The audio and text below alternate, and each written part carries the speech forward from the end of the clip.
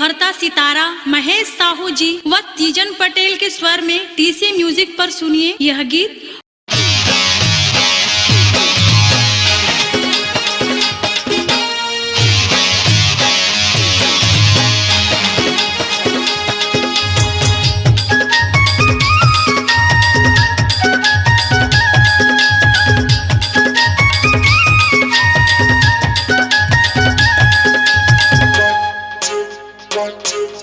कृष्णा के डीजे है आए है वो, जब मोटू रमन मताए है वो।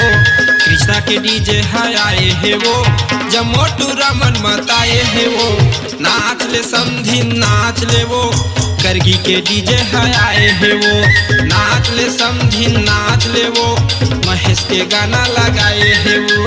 कृष्णा के डीजे है आए है वो, जब मोटू रमन मताए है वो। कृष्णा के डीजे है आए है वो, जब मोटू रमन मताए है वो। नाच ले समधी नाच ले वो, करगी के डीजे है आए है वो। नाच ले समधी नाच ले वो, महेश के गाना लगाए है वो।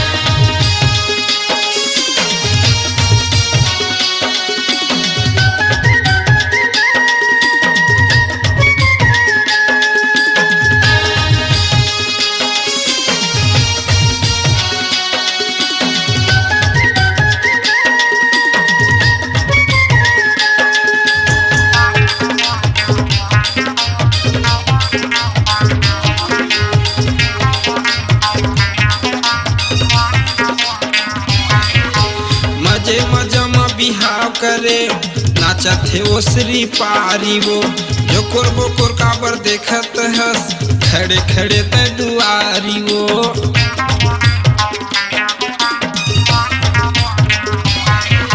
मजे मजम बिहाव करे नाचत है वो श्री पारी वो। जोकोर बोकोर काबर देखत हस, खड़े खड़े ते दुआरी वो। आन समधिन आना वो, तिरमा तोला बलाए हैं वो।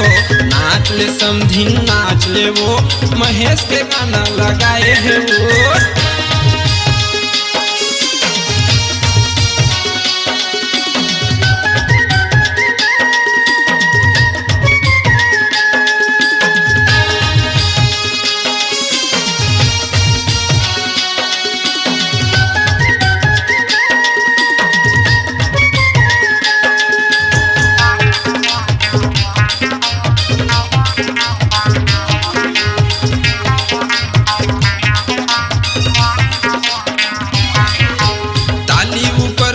ताली बजाही तोला जमो देखैया वो। काला तहाँ डरावत समधिन, का करही तोर गोसैया वो।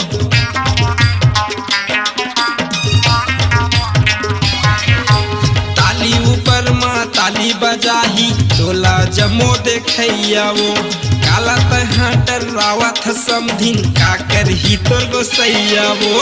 मान ले समधिन मान ले वो, काबर तहाँ लजाए वो। नाच ले समधी नाच ले वो, महेश के गाना लगाए है वो।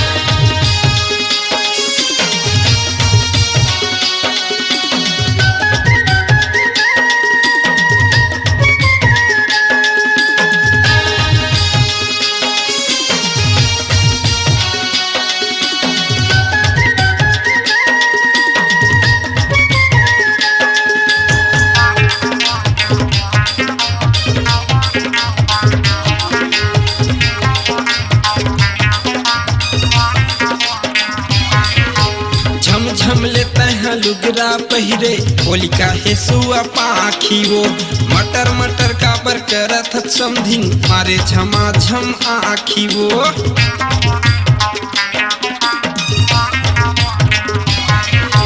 झम झम लेते हैं लुगरा पहिरे, होलिका हे सुआ पाखी वो। मटर मटर का बर करत समधिन, मारे झमा झम आखी वो। जान ले समधिन जान ले वो, तोर ऊपर पानी लगाए है वो। नाच ले समधिन नाच ले वो, महेश के गाना लगाए है वो। कृष्णा के डीजे है आए है वो, जब मोटू रमन मताए है वो।